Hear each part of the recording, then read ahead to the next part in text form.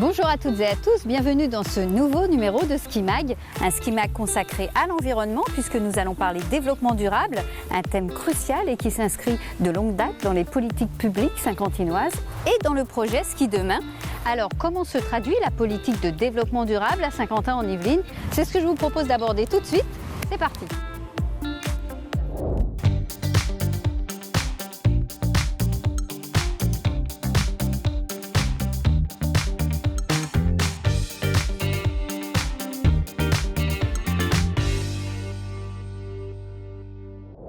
Le développement durable, ou comment participer à la transition écologique, économique et sociale en replaçant le citoyen au cœur de l'action. Une mission collective dont s'est emparé le territoire saint-quentinois. Sans attendre le vote de la loi Grenelle II de 2010, Saint-Quentin-en-Yvelines a défini ses objectifs et ses actions en intégrant cette priorité à l'ensemble de ses outils de planification.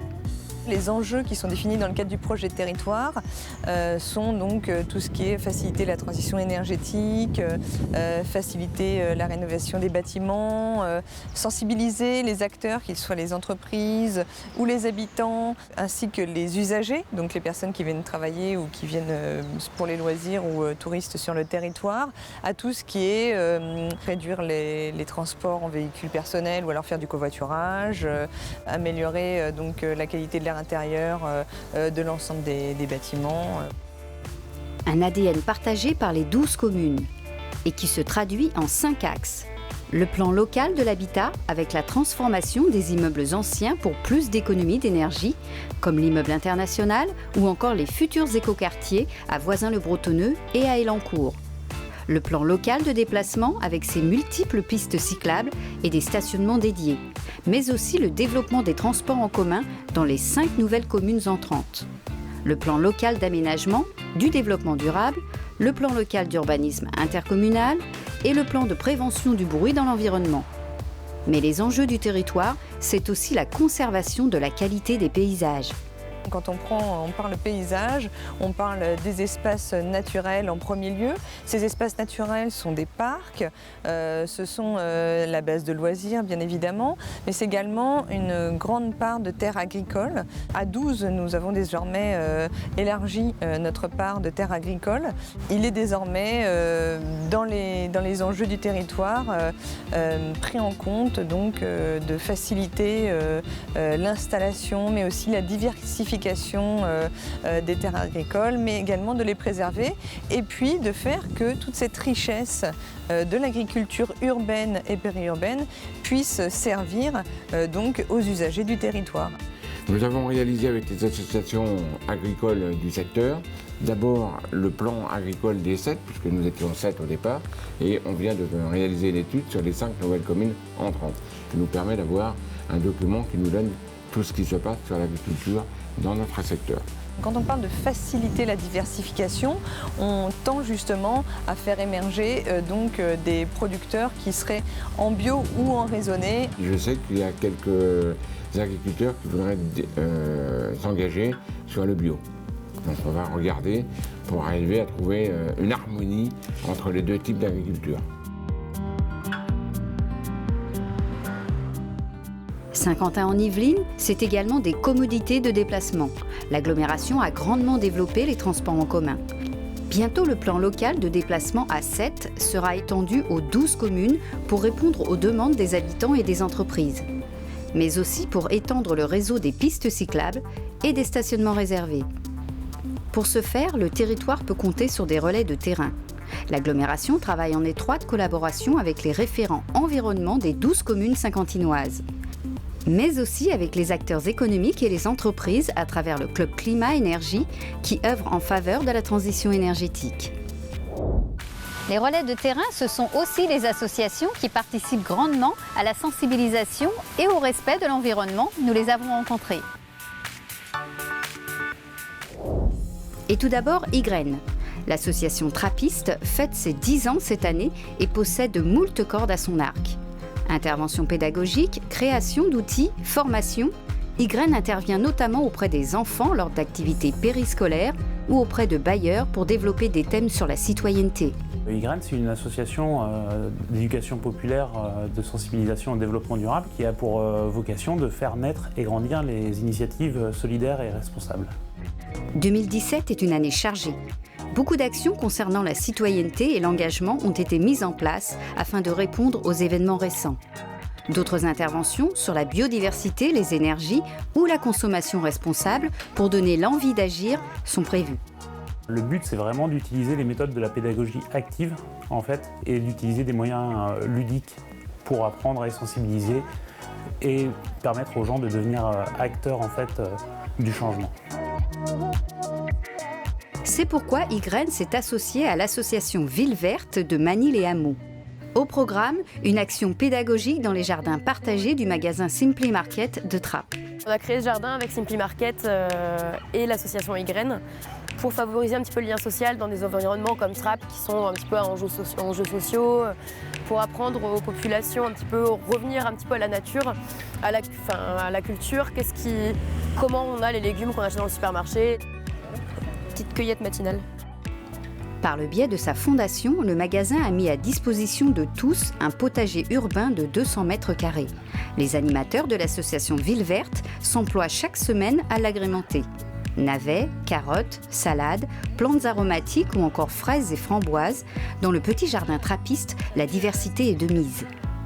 À l'intérieur, une cabane à insectes sera bientôt prête pour enrichir le lieu et le savoir-faire des visiteurs.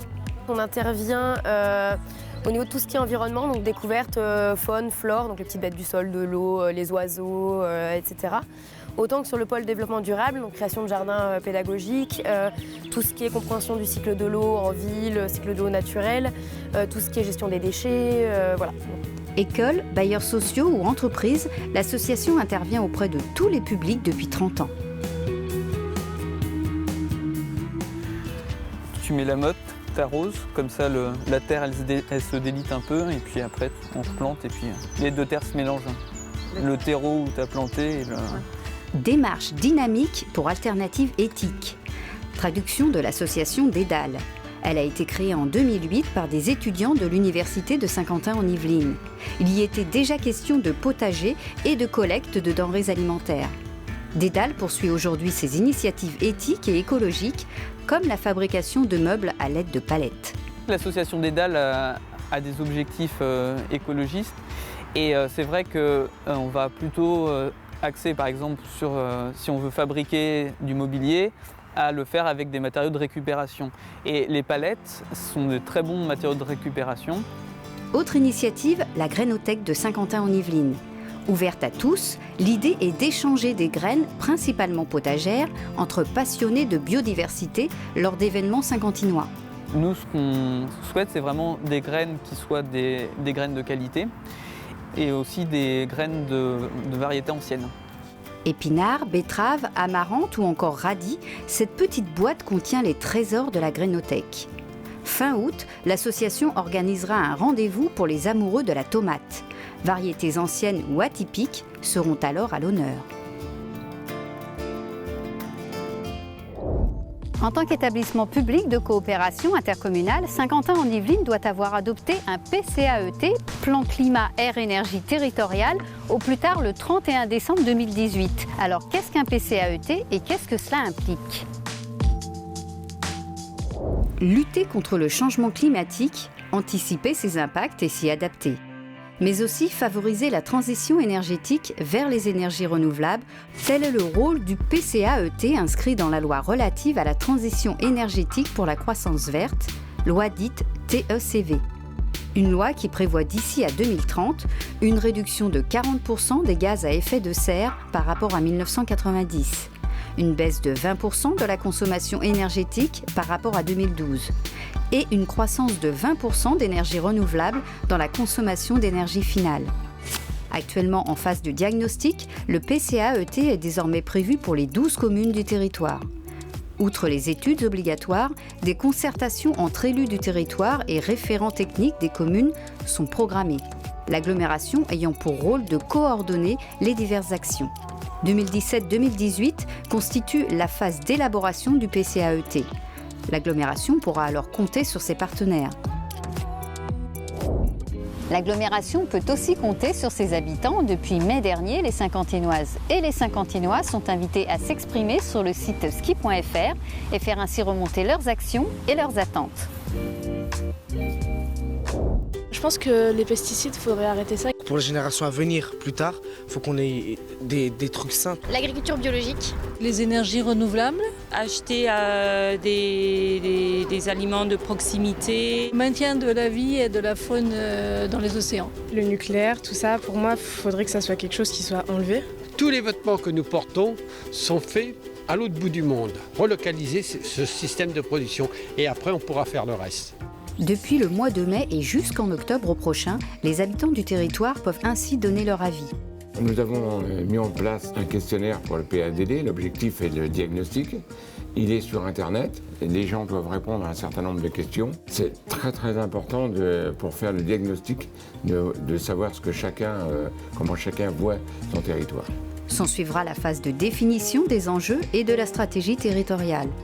Puis viendra la troisième phase avec la réalisation du plan d'action. Divers ateliers auprès des entreprises ou des associations permettra de dessiner les actions à venir pour le printemps 2018. À l'automne suivant, il sera alors temps de voter le PCAET. Saint-Quentin-en-Yvelines, c'est aussi un environnement singulier entre ville et nature. Le territoire s'est construit autour d'espaces verts, privilégiant le bien-être de ses habitants.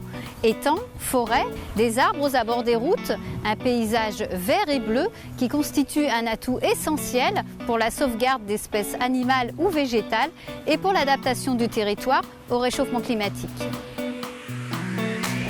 Près de 5000 hectares de surface végétalisée et 38 bassins de stockage assurent une protection naturelle contre les phénomènes liés au changement climatique, grand froid comme forte chaleur.